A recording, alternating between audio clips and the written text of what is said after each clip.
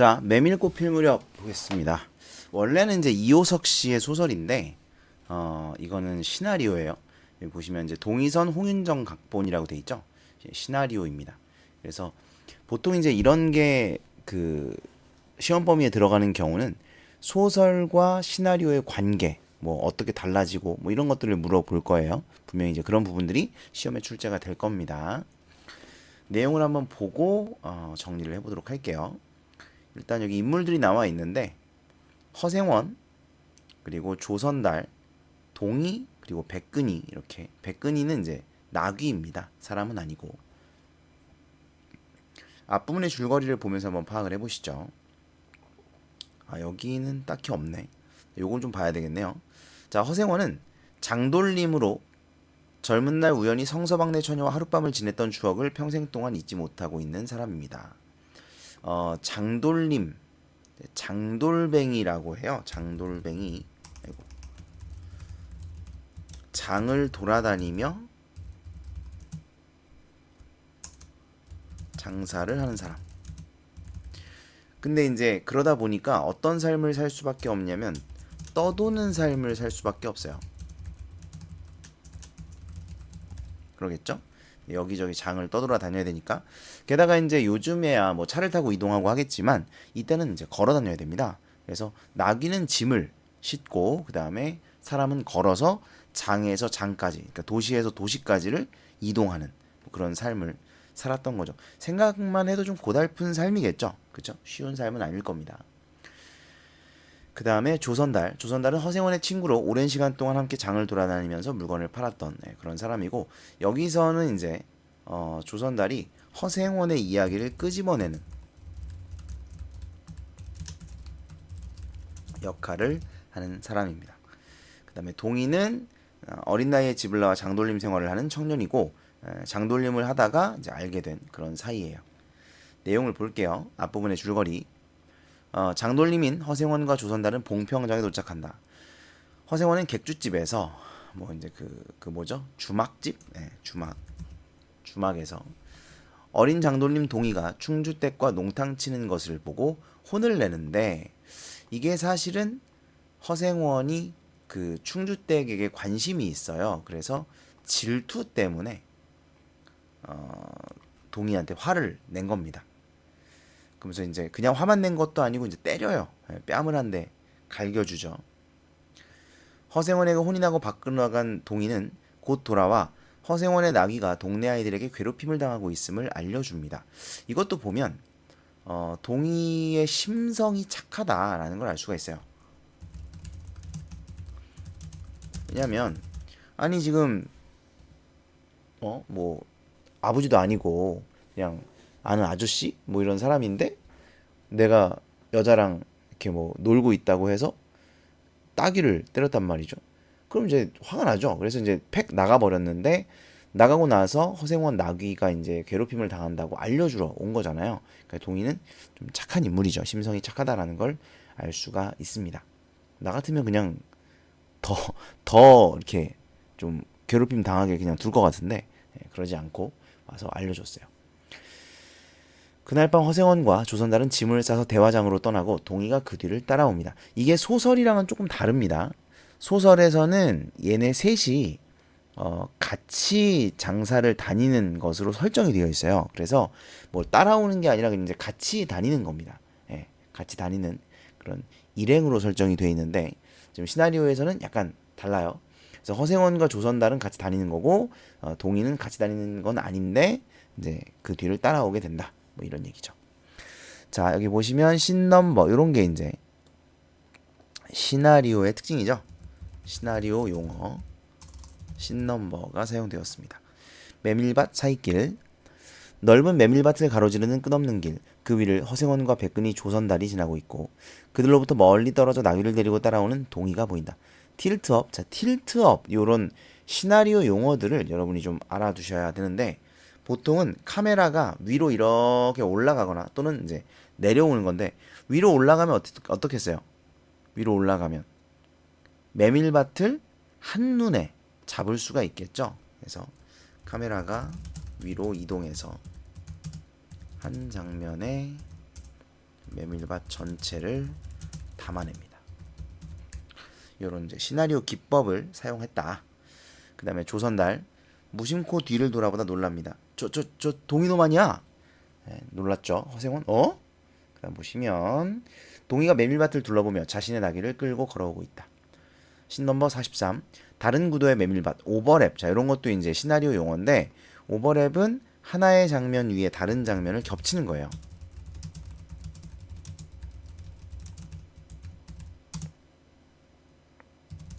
이걸 오버랩이라고 하죠. 서두르며 길을 걷고 있는 허생원과 조선달. 숨차합니다. 아직도 따라오는가? 동이 녀석 속을 모르겠네. 도대체 왜 따라오는 거요? 자, 이제 이 사람들은 동이가 따라온다고 생각을 해요. 근데 저 녀석도 대화장에 가려나?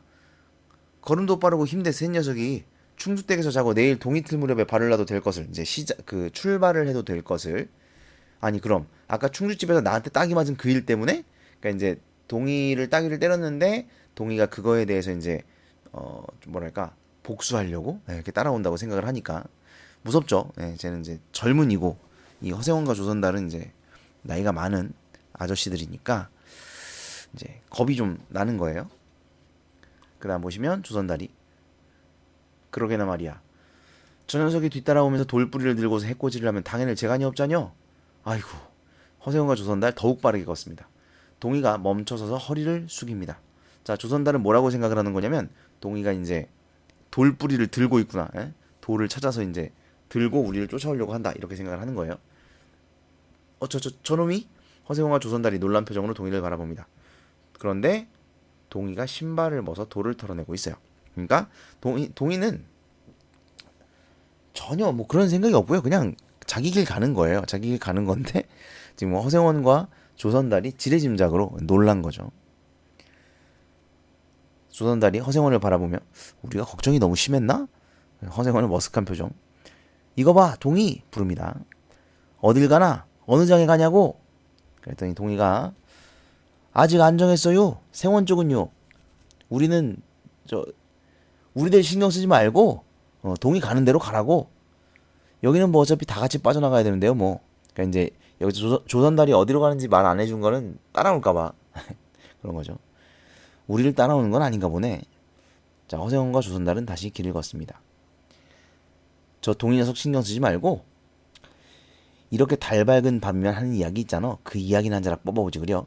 자, 요것도 좀 소설이랑 다른 부분인 게 소설에서는 이 이야기를 허생원이 먼저 끄집어내는데 여기서는 조선달이 이제 이야기를 들려달라고 청하는 것으로 설정이 돼 있어요. 소설과 다른 부분입니다.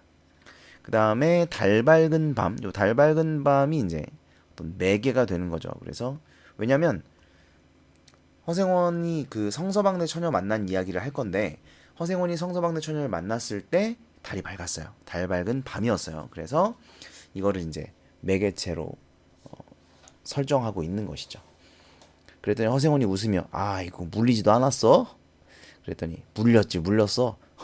그래도 이 달 밝은 밤에 그 이야기를 안 들으면 서운해서 아침에 동트기가 참 섭섭하네. 그러니까 조선달이 그 이야기를 좋아하고 듣고 싶어 한다고 지금 설정이 돼 있는 거죠. 소설에서는 조선달은 별로 이렇게 관심이 없어요. 왜냐면 100번 들었거든요. 1000번도 들었을걸? 근데 허생원이 굳이 이제 그 이야기를 자꾸 합니다. 자기의 그 과거 이야기를. 그럼 조선달이 또 그걸 받아주기는 해요. 뭐 그렇게 설정이 돼 있는데 시나리오에서는 좀 다르다.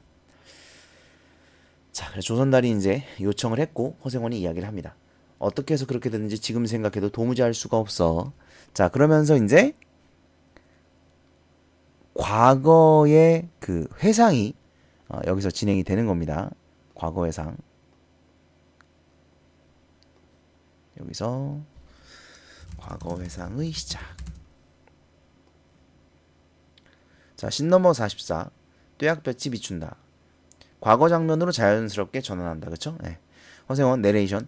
그날도 어지간히 더웠지. 자, 그러면서 이제 과거를 떠올리고. 그 다음에 내레이션 같은 경우도 그 시나리오 용어예요. 네, 시나리오 용어고 시나리오 기법이라고 볼 수 있죠. 이거는 보통 독백이나 아니면 화면 밖의 소리 또는 내면 이런 것들을 드러낼 때 많이 사용하는 기법입니다. 내레이션. 그 다음 보시면 젊은 허생원, 과거 회상이니까 젊은 허생원이 백근이의 등에 짐을 싣고 걸어가고 있다. 길양 옆으로 하얀 메밀꽃이 빼곡하다. 보시면 이제 이런 장면이죠. 근데 이제 보면 요렇게 지금 장면을 전환한다는 거예요. 예, 이렇게 보시면 알 수가 없어 그러면서 이제 요 장면이 딱 나오는 거죠. 그러면서 장면 전환. 그러면서 이제 요 옛날 장면이 이렇게 제시가 되는 거죠. 그래서 이런 식으로 장면을 전환한다라는 겁니다. 그 다음에 중략 부분의 줄거리. 20년 전 봉평장에서 허생원은 형편이 어려워진 성서방네의 헌옷감을 손해를 보고 사준다. 이것도 소설에는 없는 내용입니다. 예, 소설에는 이런 게 없어요. 네.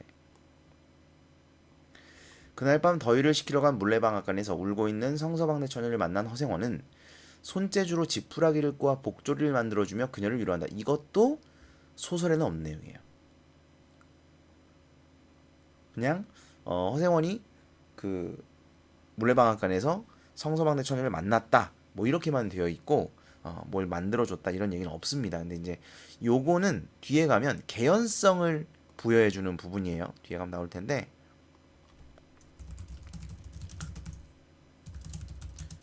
그 소설은 조금 개연성이 떨어져요. 예, 조금. 근데 시나리오에서는 그걸 좀 보완을 한 거죠. 그래서 개연성을 부여하기 위해 이 손재주로 지푸라기를 꼬아 복조를 만들어 주었다라는 이야기를 이제 추가를 해 둔 겁니다. 자, 그렇게 두 사람은 하룻밤에 인연을 맺습니다. 하지만 다음날 성서방네 온 가족이 야반도주를 해요. 뭐 이제 빚 같은 게 있었겠죠. 그래서 이제 그것 때문에 도망을 친 거죠.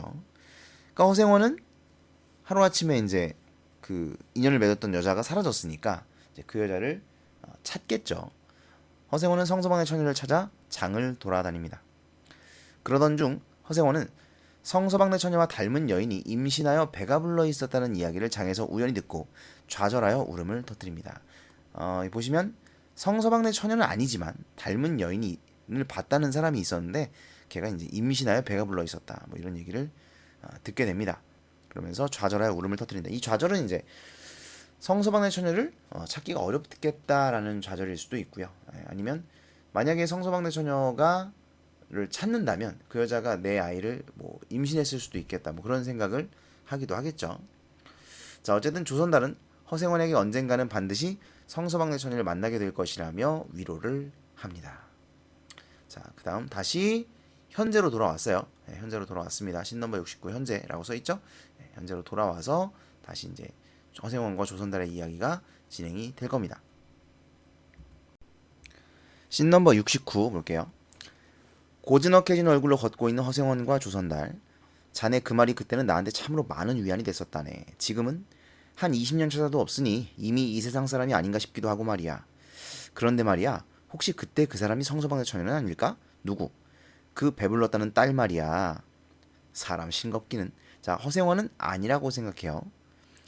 웃을 일이 아니라 정말로 만에 하나 생원애가 잘하고 있다면 나이가 20서너은 되었나? 그 다음에 동의를 보면서 저 정도 나이는 됐겠구먼. 생각해보게 저런 아들 하나 있으면 어떨까 하고 말이야.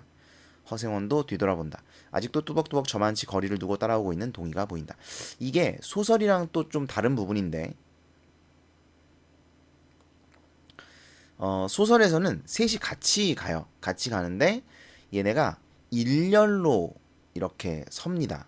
그러니까 이제 여기에 허생원 그러면 이제 그 뒤에 조선달 그 뒤에 동의 이렇게 서서 얘네가 허생원이 말하는 게 동의한테는 안 들려요. 얘가 허생원이고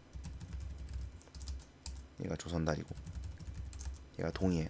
그러면 이제 허생원이랑 조선달은 이야기를 이렇게 하는데 동의한테는 허생원의 이야기가 잘 안 들린다는 설정이에요. 그렇게 소설에서는 설정이 돼 있는데 지금 여기서는 아예 동의가 멀리 있는 거죠. 그래서 저만치 거리를 두고 따라오고 있는 동의 이렇게 설정이 돼 있습니다.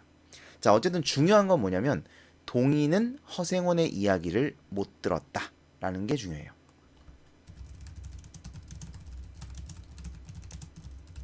그래서 알지 못하고요. 자, 그 다음 씬 넘버 75. 자, 여기서 이제 셋이 같이 걸어갑니다. 여기서는 같이 걸어가요. 그래서 이제 모두가 이야기를 다 공유를 하는 거죠. 계부 밑에서 자랐다니 생부는 어쩌다가 돌아가셨나? 자, 계부는 이제 새아빠죠. 새아빠. 생부는 어쩌다 돌아가셨나 그랬더니 생부요? 애당초 없었구만요. 생부가 없다니 그런 법이 어딨어. 부끄러워서 말하지 않으려고 했는데 정말이라니까요. 제천에서 달도 차지하는 저를 낳고 어머니는 친정에서 쫓겨났대요. 자, 이 중요한 게 달도 차지하는 아이를 낳았다. 이게 무슨 얘기냐면 보통 이제 아이가 9달하고 열흘인가 있으면 나와요. 뭐 대충 이제 10달이라고 하는데 정확하게는 이제 9달 열흘 정도 된다고 하는데 달도 차지 않은 그러니까 그 9달 열흘을 채우지 못하고 애를 낳았다는 겁니다. 그러면 애가 좀 성격이 급해서 빨리 나왔구나 뭐 이렇게 생각을 할 수도 있죠. 뭐 실제로도 육삭둥이나 이런 애들도 있어요. 빨리 나오는 친구들. 근데 이제 보통은 그런 의미가 아니라 남편의 아이가 아닌 거예요. 뭐 남편의 보통은 남편의 아이가 아니거나 아무튼 어쨌든 결혼식 때 생긴 그 이후에 생긴 아이가 아니라 결혼하기 이전에 생긴 아이인 거죠.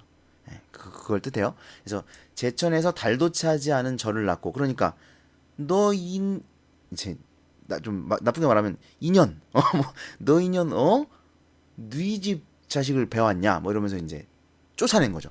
그래서 달도 차지 않은 저를 낳고 어머니는 친정에서 쫓겨났어요. 그러니까 친정에서 쫓겨나면 사실 진짜 갈 데 없죠.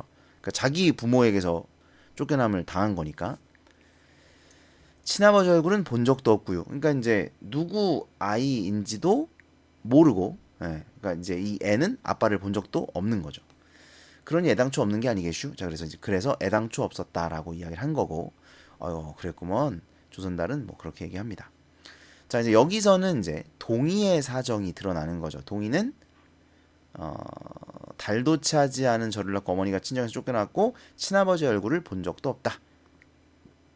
이런 동의의 사정이 드러나게 됩니다. 그 다음에 씬 넘버 77 개울입니다. 밤이고요. 자, 난감한 표정으로 개울을 바라고 서 있는데 다리가 없어요. 다리가 없어서 난감하게 이제 쳐다보고 있는데 그럼 어떻게 할까요? 다리가 없으면 개울을 건너긴 건너야 되는데 뭐 이제 옷을 벗고 건너야죠.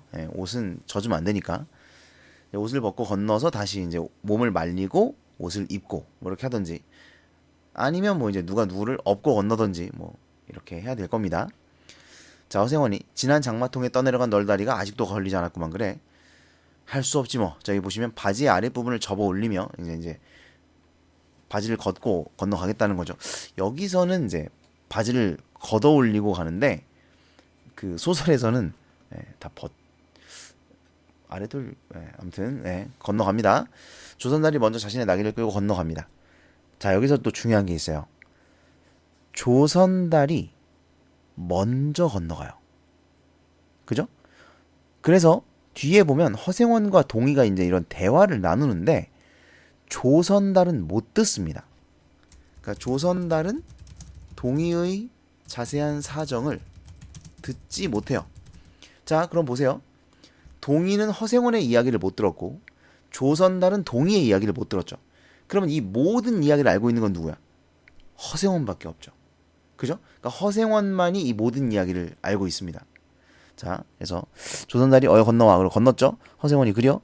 허생원이 동의를 따라 강을 건넙니다. 허생원은 자신의 허벅지까지 오는 강물에 몸을 가누기 힘들어합니다. 모친은 원래 제천 분이신가? 자, 이제 제천에 살고 있다고 하니까 웬걸요? 원래부터 제천에 살진 않으셨대요. 아, 그럼 모친 고향이 어디야? 시원스럽게 말은 안 해주는데 봉평이라는 것만 들었슈. 아하, 봉평. 여러분, 봉평에서 어떤 일이 있었죠? 허생원이 성서방네 처녀를 만났던 곳이 봉평이에요. 그런데 허생원이 성서방네 처녀를 만나서 이제 인연을 맺었고 그리고 나서 성서방네 처녀가 사라졌고 그게 한 24년 정도 됐고 성서방네 처녀를 닮은 여자가 애를 베고 있었던 걸 누군가 본 적이 있고 아하, 이 이야기들을 이제 조합을 해보면 대충 어떤 그림이 나오나요? 아마 눈치가 빠르신 분들은 아까 앞장면에서 이미 눈치를 채셨을 수도 있는데 이 동의가 혹시 허생원의 아들일 수도 있겠다. 동의가 아버지가 누군지 모른다 그랬죠? 달도 차지 않은 아이를 낳고 어머니가 집에서 쫓겨났다 그랬죠. 그러니까 누군지도 모르는 남자의 아이를 배운 거죠. 그러니까 이 모든 것이 맞아떨어지죠. 그쵸? 거기다가 고향이 봉평이라는 걸 들었다. 그러니까 허세원이 놀랍니다. 왜 놀라요? 어? 설마? 뭐 이런 거죠. 봉평? 그럼 아버지 성씨는 뭔가? 그랬더니 보지도 못했는데 알 수 있나요? 지푸라기로 뭘 잘 만들었다고 해서 초서방이라고 했던가? 자, 이게 바로 제가 아까 얘기했던 개연성입니다. 개연성. 그러니까 이 남자가 그 남자라는 걸, 이 여자가 그 여자라는 걸, 허생원과 성서방대 처녀가 만났다는 걸 어떻게 알 수 있냐고요. 바로 이 이야기를 탁 넣어놓은 거예요. 소설엔 이게 없거든요. 예, 소설은 없어서 그냥 우연히 이 남자와 그 여자다. 뭐 이렇게 설정이 돼 있는데 여기서는 지푸라기로 뭘 만들었다 이거야. 만들어서 줬다. 이 이야기를 이제 여기 딱 넣어놓은 거예요. 그래서 이거는 흔한 이야기가 아니잖아요. 그러니까 분명히 그 여자가 성서방네 처녀겠구나. 예. 동의가 허생원의 아들이겠구나라는 개연성을 제시해 주는 거죠. 개연성 제시. 자, 그래서 허생원이 동의의 아버지일 수도 있고 거의 뭐 이 정도면 빼박이죠. 예, 이걸 암시합니다. 초서방? 그래서 이제 허생원도 당황을 하는 거예요. 동의가 자신의 아들이라고 생각을 하는 거예요. 그래서 자, 순간 허생원이 발을 엇디뎌 풍덩 앞으로 고꾸라집니다. 요거는 이제 허생원의 심리적 동요, 심리적으로 허생원이 흔들리고 있습니다.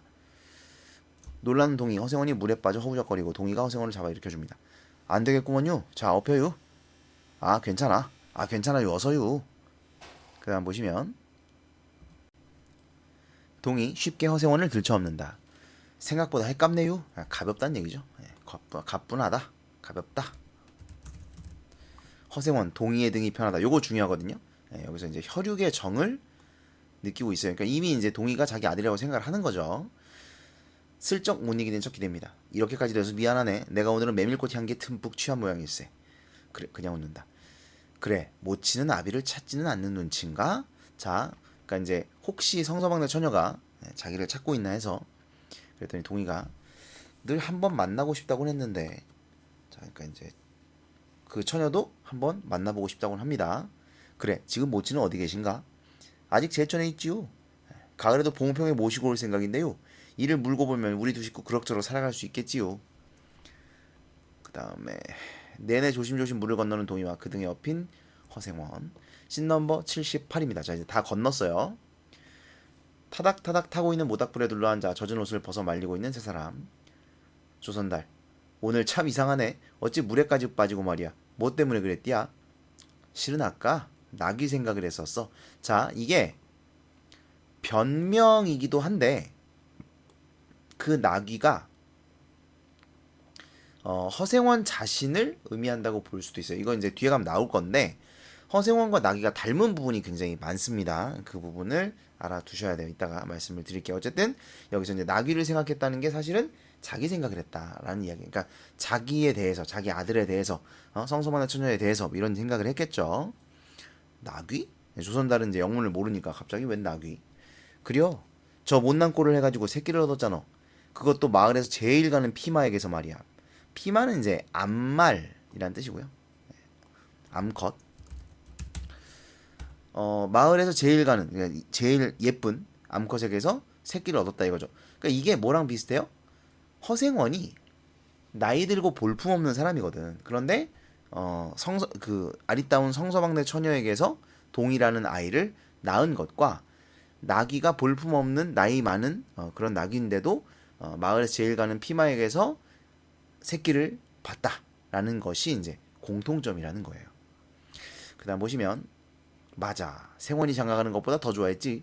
저 백근이 새끼 봤지? 백근이 새끼, 백근이의 새끼요. 백근이 말고 귀를 쫑긋 세우고 달랑달랑 뛰어가는 것이 어찌나 귀여운지 말이야. 자, 그러니까 이게 마치 자기 자식을 바라보는 것처럼 나귀 새끼를 바라봤던 거예요. 이게 왜냐면 자기 새끼가 없으니까, 그죠? 네, 그래서 자식처럼 애정을 품고 있어. 물론 이제 뭐 자기 자식에 대해서도 애정을 품을 것을 암시한다. 뭐 그것도 맞는데 일단은 이제 이 피마 그 뭐지 나귀 새끼에게 굉장히 애정을 품고 있다는 걸 알 수가 있어야 됩니다. 그래요? 봉평만 오면 슬그머니 없어지는 게 그것 때문이잖여. 아 예. 자 가다가 보면 대충 말을 테니 부지런히들 가세나. 내일 대화장 보고는 제천으로 가세. 왜 제천으로 갑니까? 제천에 누가 있어요? 동이 어머니가 있죠. 예. 동이 엄마를 만나러. 아마 성서방네 처녀일 것이라고 기대하고 있죠. 생원도 제천으로요? 그래. 모처럼 한번 가보고 싶구먼. 같이 동행하려나 동이? 아 그러지요. 가는 김에 어머니도 뵙고요. 동이 먼저 돌아 왼손으로 나귀의 고삐를 잡는다. 자 이게 동이가 왼손잡이라는 걸 나타내는데 허생원도 왼손잡이거든요. 그런데 소설에서는 그냥 허생원도 왼손잡이고 동이도 왼손잡이다 이렇게만 드러나요. 근데 왼손잡이는 유전이 안 된다고 하더라고요. 과학적으로. 그래서 이게 이제 이 소설이 좀 약간 비판을 받았어요. 예, 그러니까 이제 그 이과충들이겠죠. 예, 이과충들이 문과적으로 보면 이게 그냥 이제 그런 어떤 그런 걸 암시하는 거잖아요. 아, 동의가 허생원의 자식일 거다라는 걸 암시하고 있는 그런 문학적 장치다. 이렇게 이해해주면 되는데 또 이과충들 이거 뭐야 유전 안 되는데 이거 이렇게 설정했다고 막 이제 비난을 했던 거예요. 비판을 했던 거예요. 아무튼 그래서 뭐 그래서인지 여기서는 요걸 제시를 해줘요. 동의도 자네처럼 왼손잡이인가 보네라고 했고 어머니가 제 생부도 왼손잡이라고 그러셨어요라는 요 말을 집어넣어 줍니다. 그래서 단지 왼손잡이이기 때문에 동의가 아들인 것이 아니라 이 동의 어머니도 그 생부가 왼손잡이였다고 이야기를 해줬다. 이런 설정을 제시를 해준 겁니다. 놀란 표정. 그려 허생원도 놀라고 이제 뭐 그렇습니다. 그다음 보시면 다시 길을 걷습니다. 다음에 나귀 새끼 보러 가실 때 저도 좀 데려가 주세요. 보고 싶네요.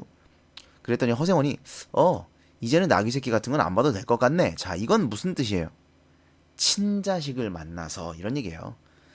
동의가 친자식이면 뭐 굳이 이제 나귀 새끼를 보러 갈 필요가 없지 않냐. 너무 매정한 거 아닌가? 뭐 아무튼 자 그렇게 말합니다. 그랬더니 조선날은 뭐 모르니까 왜 팔렸나? 그랬더니 허허 글쎄 원 사람도 나도 이제부턴 자네처럼 땅떼기나 좀 사볼까? 여러분 이 땅떼기나 좀 사볼까 굉장히 중요한 게 밑에 나오는데 정착 생활을 꿈꾸는 거예요. 근데 이게 지금 이 부분은 안 나오는데 앞부분에서 뭐가 있냐면 허생원과 조선달이 대화를 하는 부분이 있습니다. 거기서 조선달이 아이고 언제까지 이렇게 장돌림 할 거요? 빨리 이제 땅 사 모아가지고 정착해야지. 뭐 이렇게 말을 해요. 근데 허생원은 아유 나는 죽을 때까지는 힘이 남아 있을 때까지는 이 짓 할 거네. 뭐 이렇게 말을 하거든요. 그러니까 허생원은 정착할 생각이 없다고 이야기를 했어요. 근데 왜 없냐면 허생원은 이제 또 다른 목적이 있거든요. 성서방네 처녀를 만나야겠다는 또 다른 목적이 있기 때문에 이 장돌림을 계속 하겠다고 이야기를 한 거예요. 근데 이제 성서방네 처녀를 만날 것 같으니까 땅땡이나 좀 사볼까라고 이야기를 하는 것이죠. 이게 이제 정착 생활을 꿈꾸고 있는 것이다. 자네가 땅을 사? 허허 참 알다가도 모르겠네. 조선달은 모르겠죠. 그러니까 이게 아까 제가 그랬잖아요. 허생원의 이야기를 동의가 못 듣고 동의의 이야기를 조선달이 못 듣게끔 설정을 일부러 한 거라고. 왜냐면 허생원만 동의가 자기 아들이라고 짐작을 하고 알고 있지 동의는 몰라요. 허생원이 자기 아버지일 거라는 걸. 조선달도 모릅니다. 그래서 이걸 위해서 일부러 그렇게 설정을 해놓은 거예요. 아시겠죠? 허생원만 그렇게 듣게 동의의 이야기도 듣고 허생원의 이야기를 동의가 못 듣게 하고 뭐 이건 다 그런 이유가 있는 겁니다. 방울소리가 밤벌판에 한층 청청하게 울린다. 세 사람이 가벼운 걸음으로 달빛 기울어진 길을 걸어간다. 배경을 이렇게 제시하면서 마무리를 하겠다는 겁니다. 자, 앞부분으로 와서 이제 정리를 좀 해볼게요. 주요 내용들을 다시 한번 살펴볼 건데 일단은 핵심 정리. 자, 갈래는 시나리오입니다. 이거 꼭 아셔야 되고 시나리오의 특징을 여러분들이 좀 알아두셔야 되는데 일단 시나리오는 갈등 문학이다. 그러니까 소설, 시나리오, 희곡 이 세 개가 갈등 문학이거든요. 갈등을 중심으로 사건이 전개된다라는 특징이 있습니다. 갈등문학이라는 거 꼭 기억하시고요. 그 다음에 두 번째는 해설, 대사, 지시문 그리고 장면 번호로 구성되어 있다. 이게 구성 요소 네 가지예요. 해설, 대사, 지시문, 장면 번호 이렇게 네 가지로 구성이 되어 있고 말과 행동으로 사건이 전개된다. 주로 말과 행동을 통해 사건이 전개된다는 거 이것까지 알아두셔야 됩니다. 그 다음에 세 번째는 시나리오 용어 이거는 중간중간에 말씀을 드렸죠. 그래서 뭐 장면 번호도 시나리오 용어고요. 그 다음에 뭐 틸트업도 있었고 오버랩도 있었고 내레이션도 있었고 이런 시나리오 기법들이 사용되고 있다. 그래서 각각 그 기법들이 뭔지도 여러분이 알아두셔야 됩니다. 그 다음에 네 번째는 이게 이제 소설과의 차이점인데 서술자가 없음. 반대로 소설은 서술자가 있습니다. 그래서 소설에서는 서술자가 서술을 다 설명을 해주면서 이렇게 끌어가는데 시나리오에서는 그렇지 않다는 거예요. 그리고 내면 심리가 드러나기도 조금 어렵습니다. 서술자가 있으면 서술자가 내면 심리를 이렇게 드러내주면 되는데 시나리오는 그게 없죠. 물론 이제 내레이션이 있어서 주인공의 내면 심리나 이런 거는 조금 드러낼 수 있기는 해요. 그 다음에 다섯 번째는 시공간적 제약이 없다.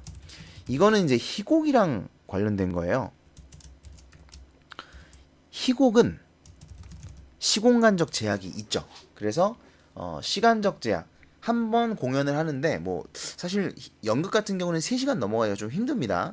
근데 이제 시나리오는 이렇게 끊어서 보면 되기 때문에 뭐 드라마 같은 경우도 시나리오니까 그래서 좀 길게 이렇게 제약이 없이 찍을 수 있다는 특징이 있고요. 그 다음에 공간적 제약 같은 경우도 시나리오는 뭐 그런 제약이 없는데 희곡은 예전에 제가 연극 보러 갔을 때 전쟁 장면이 있어요. 근데 한 4명 나와가지고 전쟁을 합니다. 왜 그러냐면 공간적 제약이 있기 때문에 그런 거죠. 그래서 시공간적 제약이 희곡은 있고 시나리오는 없다는 것을 알아두셔야 되겠다.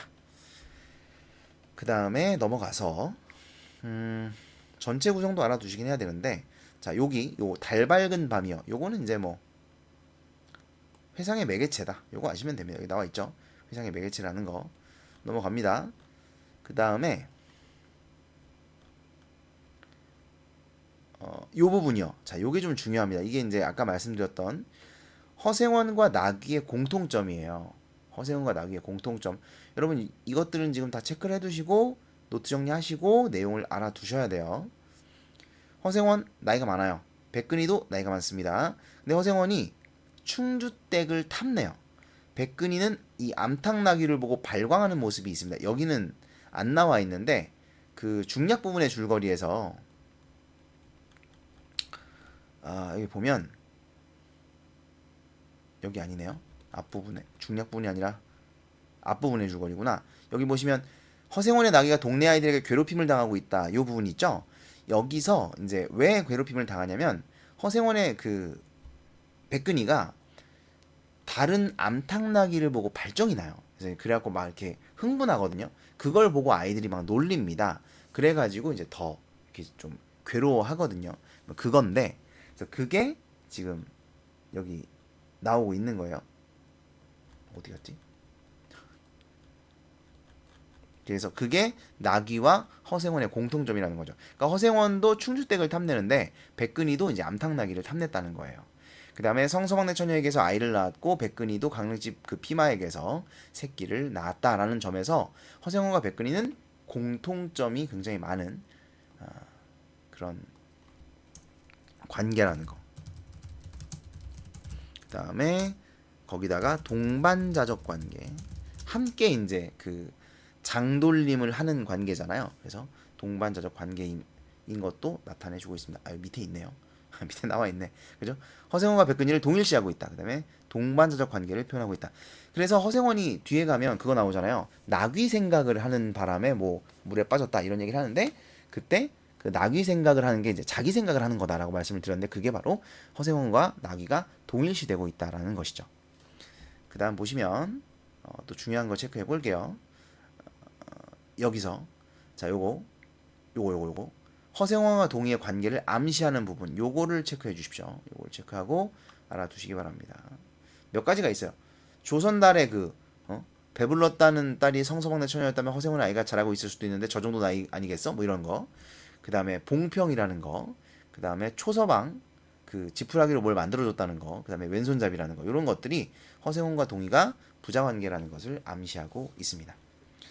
그 다음에 학습 활동을 보시면, 자, 요것도 이제 앞에서 나온 내용이죠. 네, 관계를 암시하는 내용 정리 방금 했습니다. 그 다음에 2번, 자, 요게 이제 중요합니다. 전달 매체의 특성을 고려하자. 그러니까 이제 시나리오죠. 전달 매체의 특성, 시나리오. 그래서 시나리오의 특성을 여러분들이 알고 계셔야 돼요. 이런 문제가 나올 수 있고요. 그 다음에 요거는 이제 소설이에요. 그래서 소설과 시나리오의 차이점이나 공통점을 물어볼 수 있습니다. 차이점, 공통점 밑에 있는데, 소설은 아무래도 우리가 장면을 상상해야 돼요. 그런데 시나리오는 장면을 주어진단 말이에요. 그렇죠? 그래서 상상할 필요가 없습니다. 그리고 좀 더 생동감이 있고 현장감이 있게 우리에게 다가올 수 있어요. 그죠? 그러니까 장단점이 있는데, 소설을 읽으면 상상력이 풍부해진다. 그래서 책을 많이 읽으라고 하는 거거든요. 여기 보시면 환상적 풍경을 상상하면서 읽게 된다. 상상력을 자극한다는 거예요. 이건 장점이, 소설의 장점. 그 다음에 시각 매체를 통해서 제시를 하게 되면 현장감과 생동감을 느낄 수 있다. 요거는 이제 시나리오 매체의 장점이 되겠습니다. 이렇게 보시면 되겠습니다. 그래서 매체의 특성을 물어보기 위해서 이 희곡 메밀꽃, 아니 그 시나리오 메밀꽃 필 무렵을 제시했다고 여러분들이 생각을 하시고, 시나리오의 특징, 소설과의 차이점, 공통점 이런 부분들을 꼭 정리해 두시기 바랍니다.